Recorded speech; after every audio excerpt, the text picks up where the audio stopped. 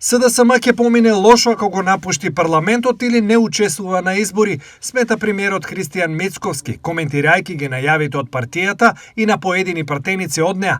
Тие доаѓаат по владината иницијатива техничката влада која се практикува пред изборите да биде примената уште на следните избори, а потоа да биде укината. Еве на следните избори ќе има техничка влада. Тоа е предлогот на нашиот предлог и тие ќе победат.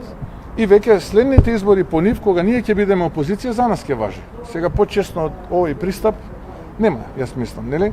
Тоа е од тоа кој што ние го предлагаме, инаку од тоа што го слушаме и очекуваме од нив да го напуштат и парламентот, еден нивен пратеник тоа го кажа, можеби да ги бойкотираат и следните парламентарни избори за да ова раководство на СДСМ остане и продолжи да биде раководство, но тоа е нивен избор. Јас ако некој одлучил да се маргинализира од политичката сцена, јас не можам тука да го спречам. Ние како власт можеме и како влада да ги подучиме дека еднашка ВМРО ДПМН во 94-та бойкотираше, лошо помина.